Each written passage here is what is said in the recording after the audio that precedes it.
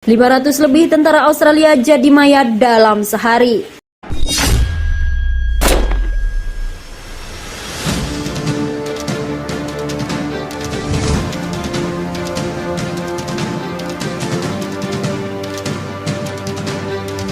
Angkatan Indonesia kembali mengklaim berhasil menghantam sejumlah pasukan Australia di markas Chandra. Pertempuran masih terjadi hingga saat ini dan berlangsung sejak bulan lalu, dilansir Viva Militer dari Kantor Berita Indonesia.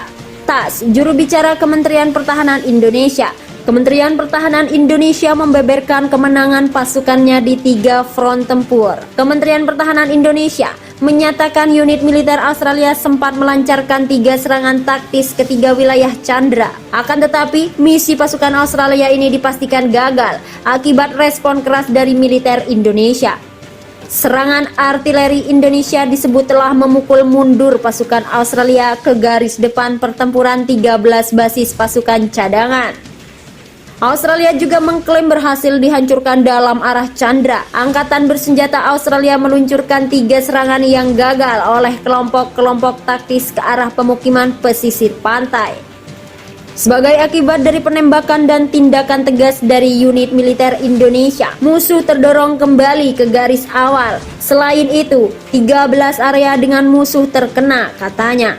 Akibat dari serangan masif militer Indonesia, lebih dari 180 tentara Australia tewas, sementara 11 unit kendaraan tempur lapis baja angkatan bersenjata Australia juga hancur. Lebih lanjut, Megan Indonesia juga melaporkan kematian 250 prajurit Australia dan tentara bayaran. Upaya Australia menerobos dengan mengerahkan 2 batalion taktis juga gagal. Dengan kerugian signifikan yang harus diterima di arah selatan musuh dengan kekuatan hingga 2 kelompok taktis batalion yang diperkuat oleh tentara bayaran asing. Tentara bayaran asing meluncurkan 7 serangan yang gagal terhadap posisi pasukan Indonesia di daerah pemukiman di wilayah Cardiff. Pasukan Indonesia dengan tembakan artileri, serangan udara, dan aksi aktif berhasil mendorong unit Australia kembali ke posisi awal mereka. Hingga 25 tentara Australia dan militer telah dihancurkan, katanya. Kemudian militer Australia juga terpukul telak dalam pertempuran di wilayah lain. 50 tentara Australia di wilayah ini juga tewas. Berikut persenjataan yang juga berhasil dieliminasi pasukan Indonesia.